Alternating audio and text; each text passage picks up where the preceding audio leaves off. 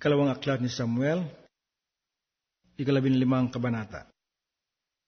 At nangyari pagkatapos nito, na naghanda si Absalom ng isang karo at mga kabayo at 50 lalaking tatakbo sa unahan niya. At bumangon maaga si Absalom at tumayo sa tabi ng daan sa pintuang bayan. At nangyari na pagka ang sinumang tao ay mayroong usap na ilalapit sa hari upang hatulan, na tinatawag nga ni Absalom at sinabi, "Taga saang bayan ka?" At kanyang sinabi, "Ang iyong lingkod ay isa sa mga lipi ng Israel." At sinabi ni Absalom sa kanya, "Tingnan mo, ang iyong usap ay mabuti at patwid, ngunit walang tinatawan ng hari na duminig sa iyong usap." Sinabi ni Absalom bukod dito, "O maging hukom sana ako sa lupain, upang ang bawat tao na mayroong usap o anumang bagay ay pumarito sa akin at siya'y aking magawa ng katwiran." At nangyayari na pagka ang sino man ay lumalapit upang magbigay galang sa kanya, na kanyang iniuunat ang kanyang kamay at hinahawakan siya at hinahalikan siya. At ganitong paraan ang ginagawa ni Absalom sa buong Israel na naparoroon sa hari sa pagpapahatol. Sa gayoy ginanyak ni Absalom ang mga kalooban ng mga tao ng Israel. At nangyari, sa katapusan ng 40 taon, na sinasabi ni Absalom sa hari, "Isinasamo ko sa iyo na payaunin mo ako at ako'y tumupad ng aking panata na aking ipinanata sa Panginoon sa Hebron. Sapagkat ang iyong lingkod ay nanata ng isang panata samantalang ako'y tumatahan sa Gesur sa Syria na nagsabi, kung tunay na dadalhin uli ako ng Panginoon sa Jerusalem, maglilingkod na ako sa Panginoon." At sinabi ng hari sa kanya, "Yumaon kang payapa." Sa gayoy bumangon siya at naparoon sa Hebron. Ngunit si Absalom ay nagsugo ng mga tiktik sa lahat ng mga lipi ng Israel na sinasabi, "Pagkarinig ninyo ng tunog ng pakakak, inyong ang sasabihin, si Absalom ay hari sa Hebron." At lumabas sa Jerusalem na kasama ni Absalom ay 200 lalaki na may inanyayahan, at nangaparoon silang walang ngalay, at wala silang nalalamang anuman. At pinagsuguan ni Absalom si Ahithophel na Gilonita, nakasangguni ni David mula sa kanyang bayan mula sa Gilo, samantalang siya ay naghahandog ng mga hain. At mahigpit ang pagbabanta ni Absalom ay dumadami ng dumadami. At naparoon ng isang sugo kay David na nagsasabi, "Ang mga puso ng mga lalaki ng Israel ay sumusunod kay Absalom." At sinabi ni David sa lahat ng kanyang mga lingkod na sa kanya sa Jerusalem, "Magsibangon kayo at tayo magsitakas, sapagkat liban na rito ay walang makatatanan sa atin kay Absalom. Mangagmadali kayo ng pagtakas, baka sa pagmamadali ay buutan tayo at dalhan tayo ng kasamaan at sugatan ng bayan ng talim ng tabak." At sinabi ng mga lingkod ng hari sa hari, "Narito ang iyong mga lingkod ay handa na gumawa ng anuman na pipiliin ng aming Panginoon na hari." At lumabas ang hari at ang buong sambahayan niya na sumunod sa kanya. At nag-iwan ang hari ng 10 babae ng mga kinakasama niya upang mag-ingat ng bahay. At lumabas ang hari at ang buong bayan na kasunod niya, at sila'y nagpahinga sa Beth Merak.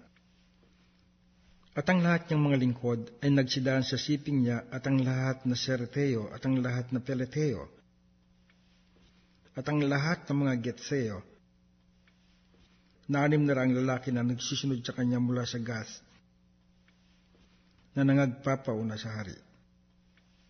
Nang magkagayoy, sinabi ng hari kay Itay na Getheo, "Bakit pati ikaw ay sumasama sa amin?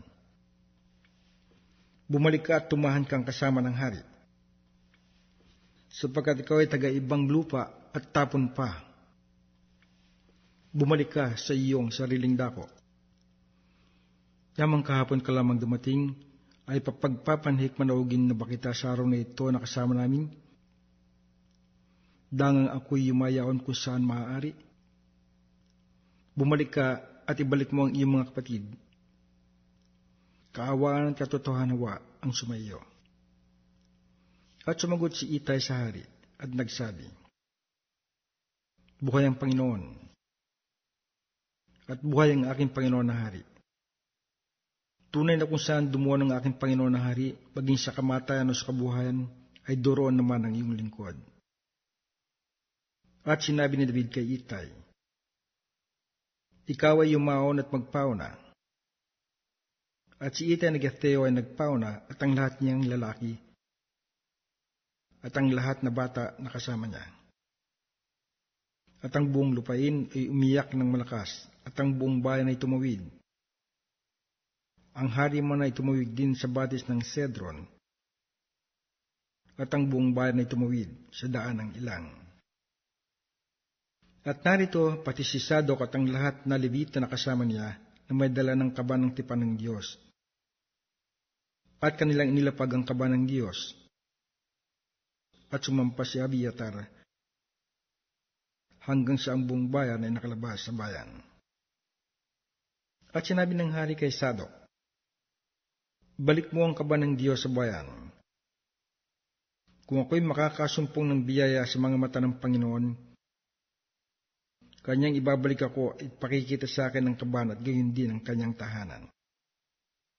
Ngunit kung sabihin niyang ganito, hindi kita kinalulugdan, narito, ako'y nandito. Gawin niya. Sa akin ang inakala niya mabuti. Sinabi rin ng hari kay Sadok na saserdote, hindi ka ba tagakita? Bumalik kang payapa sa bayan at ang iyong dalawang anak na kasama ninyo, si Ahimaas na iyong anak at si Jonathan na anak na Abiatar. Tingnan mo, ako'y maghihintay sa mga tawiran sa ilang hanggang sa may dumating na salita na mula sa inyo na magpapatotoo sa akin. Dila nga uli sa Jerusalem ni Sadok at ni Abiatar ang kaba ng Diyos at sila'y nagsitahan doon. At umahon si David sa ahunan sa bundok ng mga olibo. At umiiyak habang siya'y umaahon. At ang kanyang ulo ay may takip. At lumalakad siya na walang suot ang paa. At ang buong bayan na kasama niya ay may takip ang ulo ng bawat isa. At sila'y nagsisiahon na nagsisiiyak habang sila'y nagsisiahon. At isinaysa ng isa kay David na sinasabi, si Achitophel ay nasa nang hanghihimagsik na kasama ni Absalom. At sinabi ni David, O Panginoon, sinasamo ko sa iyo na iyong gawing kamangmangan ang payo ni Achitophel. At nangyari na nang si David ay dumating sa taluktok ng bundok, na doon sinasamba ang Diyos, narito. Si Husay na Arakita ay sumalubong sa kanya na ang kanyang suot ay hapak at may lupa sa kanyang ulo. At sinabi ni David sa kanya, kung ikaw ay magpatuloy na kasama ko ay magiging isang pasang ka nga sa akin. Ngunit kung ikaw ay bumalik sa bayan at sabihin mo kay Absalom, ako'y magiging iyong lingkod o hari.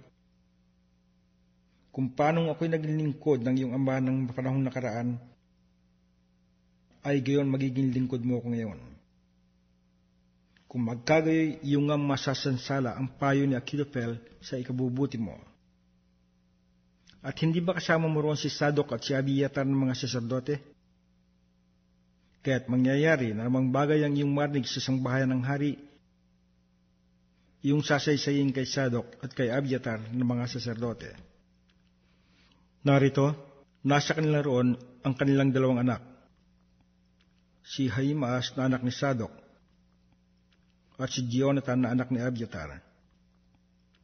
At sa pamamagitan nila ay inyong ipadadala sa akin ang bawat bagay na inyong maririnig.